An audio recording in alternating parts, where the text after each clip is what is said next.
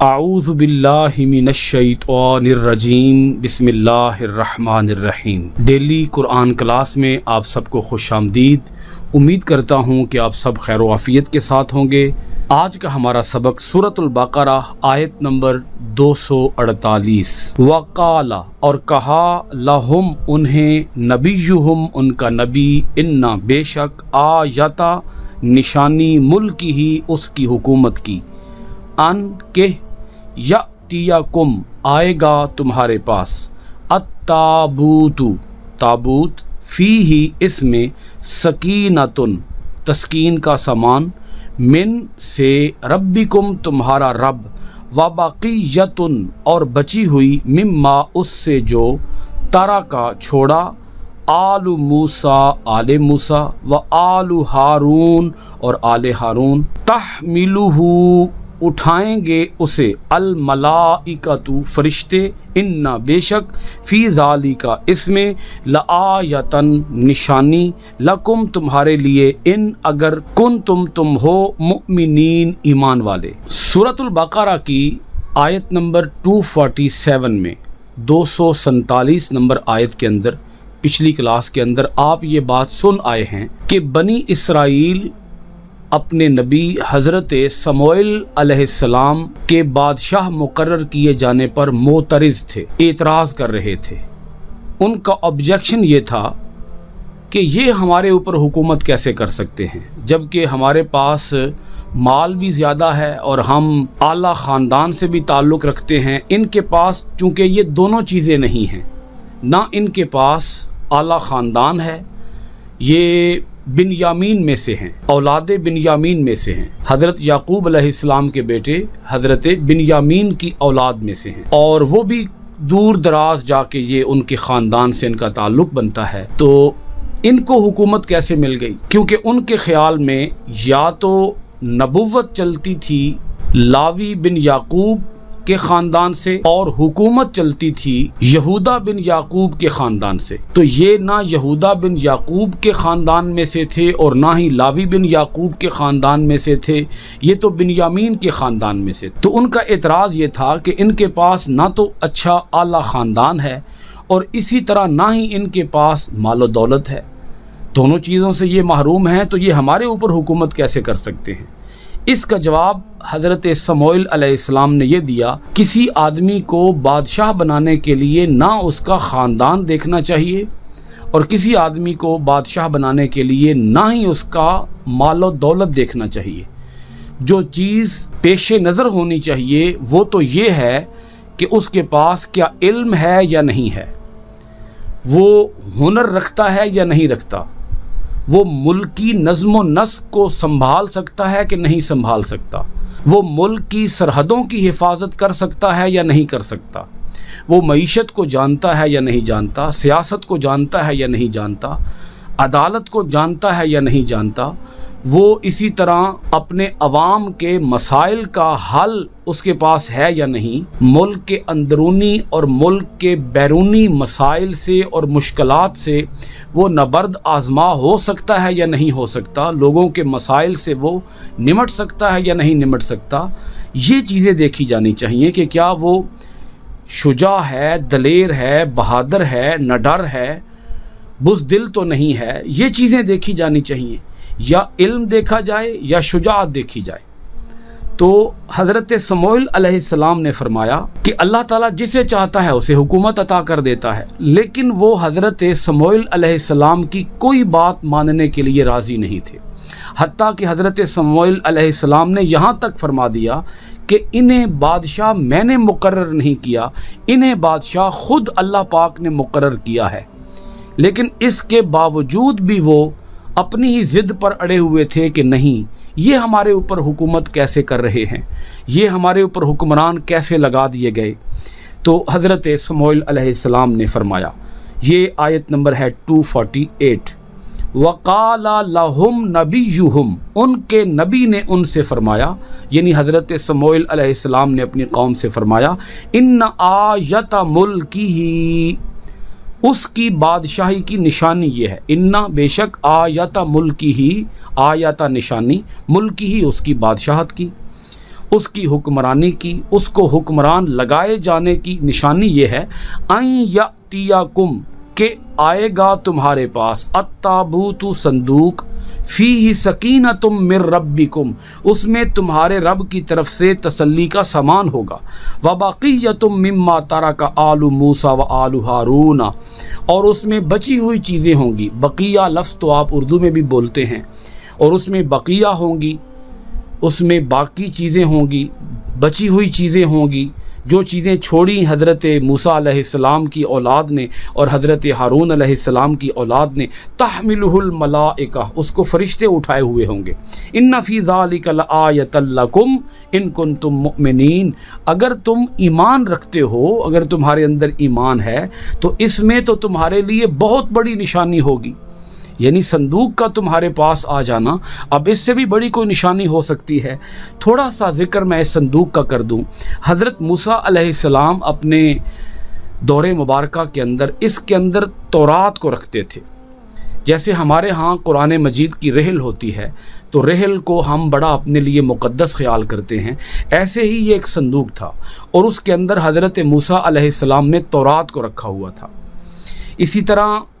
بعد ازاں جب حضرت موسیٰ علیہ السلام یا حضرت ہارون علیہ السلام دنیا سے پردہ فرما گئے تو لوگوں نے اس کے اندر کچھ اور تبرکات بھی محفوظ کر دیے۔ مثال کے طور پر حضرت موسیٰ علیہ السلام کا، حضرت ہارون علیہ السلام کا لباس، امامہ شریف، اسی طرح عصا شریف، اسی طرح کچھ جو وہ آسمان سے من نازل ہوتا تھا، من و سلوہ، تو کچھ اس کے اندر وہ من و سلوہ رکھ دیا گیا۔ تو یہ جو ہے یہ تابوت، یہ صندوق، یہ بہت مقدس تھا۔ ان کا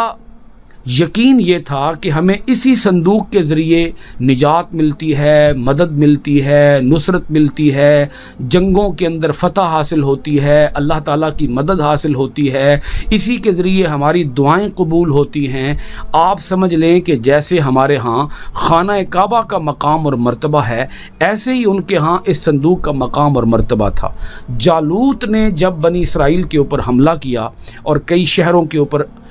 قبضہ جما لیا، بنی اسرائیل کی اولادوں کو بھی قیدی بنا لیا، تو وہ صندوق بھی اٹھا کے ساتھ لے گئے اور انہوں نے صندوق کو انتہائی گندی جگہ پہ پھینک دیا، کیونکہ جو جالوت تھا وہ شریر تھا، ظالم بادشاہ تھا، وہ کوئی مسلمان تو نہیں تھا، وہ کوئی حضرت موسیٰ علیہ السلام کی شریعت کا پیروکار تو نہیں تھا، وہ تو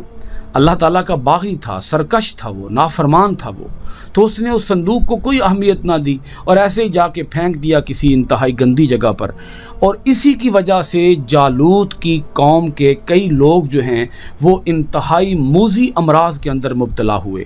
بالآخر انہیں یہ بات سمجھ آ گئی کہ اس صندوق کی ہم نے جو بے ادبی اور بے حرمتی کی ہے، اس وجہ سے ہمیں سزاؤں کے اندر یا بیماریوں کے اندر مبتلا کر دیا گیا ہے، آسمانی آفات کے اندر مبتلا کر دیا گیا ہے۔ تو انہوں نے اس صندوق کو ایک بیل گاڑی پہ رکھا اور اس کو ایسے ہی بھگا دیا، بس جہاں مرضی ہے وہ لے جائے وہ بیل گاڑی، ہماری اس صندوق سے جو ہے وہ خلاصی ہو جائے، چھٹکارا مل جائے ہمیں۔ تو اللہ پاک نے حضرت سموئیل علیہ السلام کو وحی کی۔ حضرت سموئیل علیہ السلام نے اللہ پاک کے حکم سے اپنی قوم کو بتایا کہ وہ صندوق تمہارے پاس آ جائے گا۔ طالوت کی بادشاہی کی یہ نشانی ہے کہ وہ تابوت تمہارے پاس آ جائے گا، کیونکہ وہ تابوت کو تو بہت زیادہ مقام اور مرتبہ دیتے تھے، ان کی بڑی عقیدت کا اور احترام کا رشتہ تھا اس کے ساتھ۔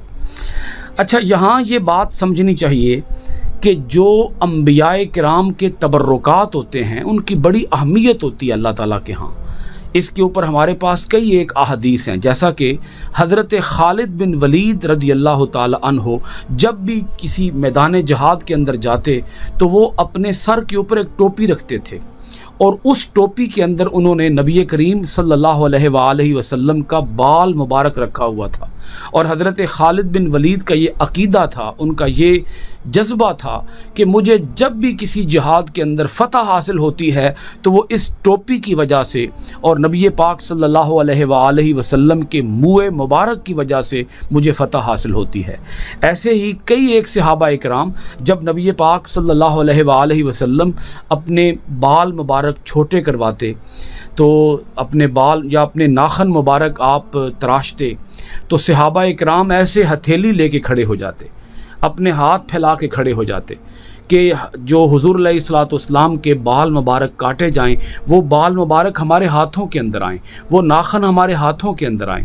اور ان ناخنوں کو اور ان بالوں کو وہ بڑی ادب اور احترام کے ساتھ اپنے گھروں کے اندر انہیں محفوظ رکھتے اور اس سے برکت حاصل کرتے۔ اس کے اوپر بخاری شریف، مسلم شریف اور دیگر سیاہ ستہ کی کتب کی احادیث کے حوالہ جات موجود ہیں۔ صحابہ اکرام تو جب نبی پاک صلی اللہ علیہ وآلہ وسلم وضو فرماتے تھے تو صحابہ اکرام ایسے اپنے ہاتھ پھیلا کے کھڑے ہو جاتے تھے تاکہ نبی پاک علیہ الصلوۃ والسلام کے جسم مبارک مقدس منور معطر کے ساتھ جو پانی مس ہو، وہ پانی زمین کے اوپر نہ گرے، بلکہ وہ پانی ہم اپنے ہاتھوں کے اوپر لے لیں اور ہاتھوں کے اوپر لے کر ہم اسے اپنے جسم کے اوپر مل لیں۔ اسی طرح نبی پاک علیہ الصلوۃ والسلام جب لعاب دہن مبارک بھی آپ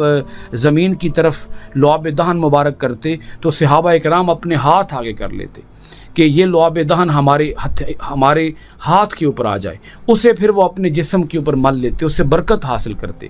خود نبی پاک علیہ الصلوۃ والسلام نے اس کا حکم بھی نہیں دیا تھا کہ تم یہ بال میرے سنبھالا کرو یا ان کی کوئی برکت، ان سے برکت حاصل کیا کرو یا ان سے تمہیں کوئی فتح اور برکت حاصل ہوگی۔ حضور علیہ الصلوۃ والسلام نے کسی حدیث مبارک کے اندر یہ حکم بھی نہیں دیا۔ اس کو کہا جاتا ہے حدیث تقریری، یعنی نبی پاک علیہ الصلوۃ والسلام کے سامنے کوئی کام کیا جائے اور نبی پاک علیہ الصلوۃ والسلام اس سے منع بھی نہ فرمائیں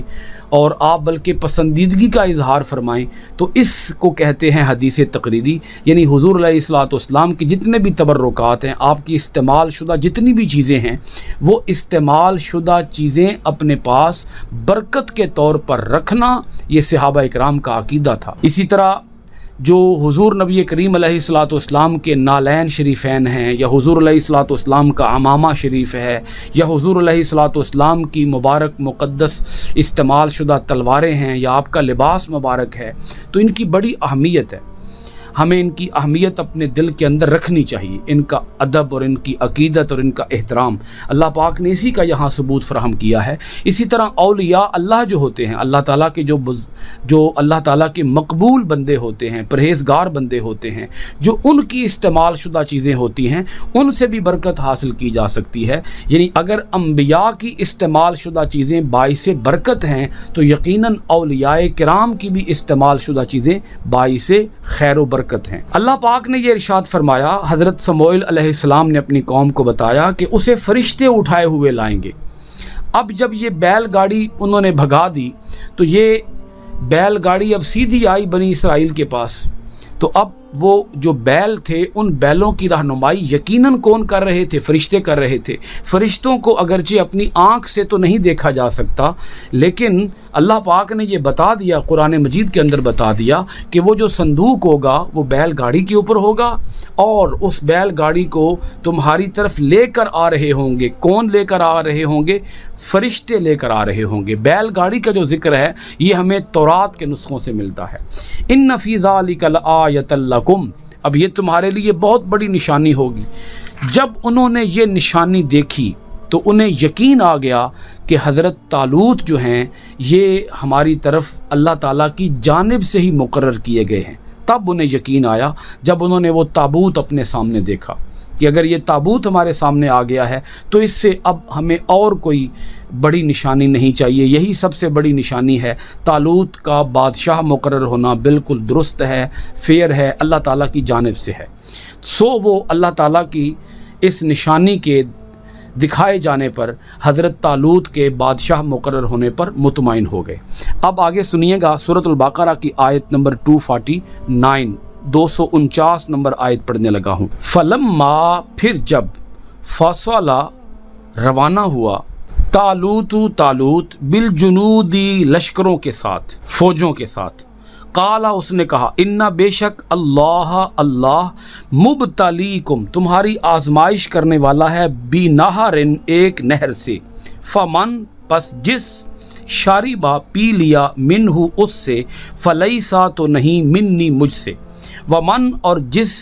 لم یطعمہ، اسے نہ چکھا، فإنہ، تو بے شک وہ، منی، مجھ سے ہے، الا، سوائے، من، جو،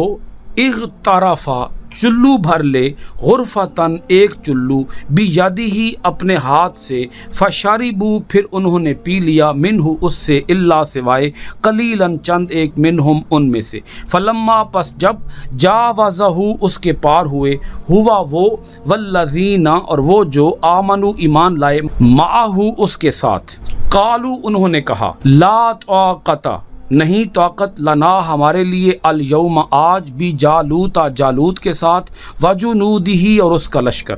काला कहा, अल्लज़ीना जो लोग, यज़ुन्नूना यकीन रखते थे, अन्नहुम के वो, मुलाकू मिलने वाले हैं, अल्लाह से, कम बारहा, मिन से, फ़िअतिन जमातें, कलीलतिन छोटी, गलबत गालिब हुई, फ़िअतन जमातें, कसीरतन बड़ी, बिइज़्निल्लाहि अल्लाह के हुक्म से, वल्लाहु और अल्लाह मअस्साबिरीन सब्र करने वालों के साथ है। अब रवाना हो चुका है लश्कर जालूत के ऊपर हमला करने के लिए। तालूत अपने लश्करों के साथ रवाना हुए। फलम्मा फसला तालूत बिलजुनूदी, फिर जब तालूत रवाना हुए अपने लश्करों के साथ, अपनी फ़ौजों के साथ। अच्छा, यहाँ बिलजुनूद का लफ्ज़ बता रहा है कि ये इज्तिमाए कसीर था, अम्बोहे कसीर था, यानी बहुत ज़्यादा लोग शामिल थे, हज़ारों की तादाद में ये लोग थे जो तालूत के साथ निकले जिहाद करने के लिए। काला उन्होंने कहा, इन्नल्लाह मुब्तलीकुम बिनहरिन, हज़रत समूएल अलैहिस्सलाम ने अपनी कौम को बताया कि अल्लाह ताला तुमसे एक आजमाइश लेने वाला है, तुम्हें आजमाने वाला है एक नहर के साथ। फमन शरिबा मिन्हु, जिसने उस नहर से पानी पी लिया, फलैसा मिन्नी, वो मुझ में से नहीं है, वो हमारे साथियों से नहीं है, उसका ताल्लुक़ मेरे साथ नहीं होगा। वमल्लम यतअमहु, और जिसने न पिया, फ़इन्नहु मिन्नी, वो मुझसे होगा, उसका ताल्लुक़ मेरे साथियों से होगा, यकीनन वो मेरे साथियों में से है। इल्ला मन इग़तरफ़ा गुरफ़तम बियदिही, मगर जिसने भर लिया एक चुल्लू अपने हाथ से। अब इससे आप ये बात समझ रहे होंगे बड़ी आसानी के साथ, कोई मुश्किल बात तो नहीं है, कि अल्लाह ताला ने उन्हें आज़माया। अल्लाह ताला आज़माता है, ये तो आपको पता है, उसकी आज़माइश के कई एक तरीके हैं। यहाँ बता दिया गया कि जो रास्ते में सफ़र के दौरान हम जालूत की तरफ जा रहे हैं कि रास्ते में एक नहर आएगी, उस नहर से कोई पानी नहीं पिएगा, जिसने पानी पी लिया उसका मेरे साथ कोई ताल्लुक़ नहीं है, और जिसने पानी ना पिया और उससे कोई पानी का जायका तक ना चखा, अपने होंठों के साथ पानी का एक कतरा भी ना लगाया, वो मुझ में से है। साथ उन्होंने ये इजाज़त दे दी कि अगर किसी को बड़ी शदीद प्यास लगी हुई हो और किसी का हलक जो है वो खुश्क हो चुका हो, तो वो सिर्फ़ एक चुल्लू पानी का ले सकता है, एक चुल्लू पानी का, एक अपने हाथ से चुल्लू भरे और उस पानी को पी ले, बस। एक चुल्लू से ज़्यादा जिसने पानी पिया वो मुझ में से नहीं होगा। अच्छा, ये उनकी आजमाइश थी। बनी इसराइल का तो हाल आप जानते हैं, गुज़श्ता कई दुरूस से पिछले पारे के अंदर बड़ी तफसील के साथ उनका जिक्र हुआ। फशरिबू मिन्हु इल्ला कलीला, सब ने पानी पिया, जी भर के पानी पिया, सब ने कसीर पानी पिया, बहुत ज़्यादा पानी पिया, पेट भर कर पानी पिया, इल्ला कलीलन सिवाय चंद आदमियों के, मिनहुम उनमें से। फलम्मा जावज़हु, फिर जब उन्होंने उसको अबूर कर लिया, फलम्मा जावज़हु उस नहर को पार कर लिया, हुवा वल्लज़ीना आमनु माअहु, हुवा से मुराद है यहाँ पर हज़रत तालूत अलैहिस्सलाम, वल्लज़ीना आमनु माअहु और जो लोग उनके साथ ही मान लाए, जो जब उन्होंने उस नहर को पार कर लिया, कालू तो वो कहने लगे, ला ताक़ता लनल यौमा, आज हमारे पास कोई ताकत नहीं है, कुछ ताकत नहीं हम में आज, भी जालूता व जुनूदिही, जालूत और उसके लश्कर का मुकाबला करने। जब उन्होंने वो देखा जालूत के लश्करों को, जालूत की फ़ौज को देखा, वो घबरा गए कि हम तो थोड़ी सी तादाद में हैं, जालूत का लश्कर हमसे कई ज़्यादा है, तो हम उसके साथ कैसे मुकाबला करें, हम तो तादाद में हैं ही थोड़े से, हम तो हार जाएंगे, हमें तो शिकस्त हो जाएगी। क़ाल अल्लज़ीना यज़ुन्नूना अन्नहुम मुलाक़ुल्लाह, कहने लगे वो लोग जो इस बात पर यकीन रखते थे कि वो ज़रूर मुलाकात करने वाले हैं अल्लाह से, यानी जिनको क़यामत पर यकीन था, जिनका ईमान बड़ा मजबूत था, جن کو اس بات پر یقین تھا کہ زندگی اور موت تو اللہ تعالیٰ کے ہاتھ میں ہے، انہوں نے کہا، پختہ یقین والوں نے کہا ان کمزور یقین والوں سے، کم من فئۃ قلیلۃ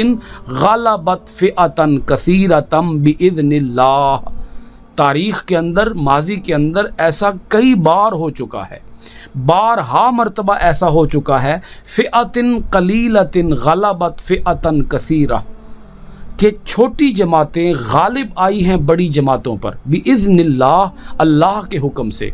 تم جہاد سے فرار اختیار نہ کرو، تم پیٹھ پھیر کے نہ بھاگو، تم بزدلی کا مظاہرہ نہ کرو، تمہیں کیوں اپنی جان کے لالے پڑ گئے ہیں، تم کیوں خطروں کو اپنے دل کے اندر محسوس کر رہے ہو، یہ خطرے دل سے نکال دو۔ جب جہاد کے لیے جاتے ہیں تو پھر خطرے دل کے اندر نہیں لائے جاتے۔ وہ مرد نہیں جو ڈر جائے حالات کے خونی منظر سے، جس حال میں جینا مشکل ہو اس حال میں جینا لازم ہے۔ یہ بازی عشق کی بازی ہے، جو چاہو لگا دو ڈر کیسا، گر جیت گئے تو کیا کہنے، ہارے بھی تو بازی مات نہیں۔ کیوں گھبرا رہے ہو، کیوں ڈر رہے ہو؟ آگے بڑھو، مقابلہ کرو، لڑو ان کے ساتھ، اللہ کی راہ میں تم ڈٹ جاؤ، تم پختہ ہو جاؤ، تم آہنی دیوار بن جاؤ، سیسا پلائی ہوئی دیوار بن جاؤ۔ اگرچہ ہم چھوٹی جماعت ہیں، لیکن ایسا کئی مرتبہ ہوا ہے کہ چھوٹی جماعتیں بڑی جماعتوں کے اوپر غالب آئی ہیں۔ اللہ کی مدد آتی ہے، اللہ کی نصرت آتی ہے، اللہ کا حکم آتا ہے، اور اللہ کا جب حکم آ جاتا ہے تو پھر وہ مسلمان جو تعداد میں بہت کم ہوتے ہیں، وہ تعداد میں کم ہونے کے باوجود فتح حاصل کرتے ہیں۔ جیت انہی کو ملتی ہے جن کے ساتھ اللہ کی مدد ہوتی ہے، واللہ مع الصابرین، اور اللہ صبر کرنے والوں کے ساتھ ہے۔ اللہ تعالی ہمیں پختہ ایمان عطا فرمائے۔ یہ ذکر جاری ہے آگے انشاءاللہ العزیز۔ آئندہ ڈیلی قرآن کلاس کے اندر ہم آپ کے پاس حاضر ہوں گے سورۃ البقرہ کی آیت نمبر 250 کے ساتھ۔ آج کی گفتگو کا اسی آیت پر 249 آیت پر اختتام کرتے ہیں۔ اللہ تعالی ہمیں قرآن کا فیضان عطا فرمائے، اور قرآن کے اس فیضان کو، قرآن کے نور کو، قرآن کی ضیاؤں کو اللہ تعالی ہمیں پوری دنیا کے اندر عام کرنے کی توفیق عطا فرمائے۔ آپ سب کا بہت شکریہ۔ السلام علیکم ورحمۃ اللہ وبرکاتہ، وفی امان اللہ۔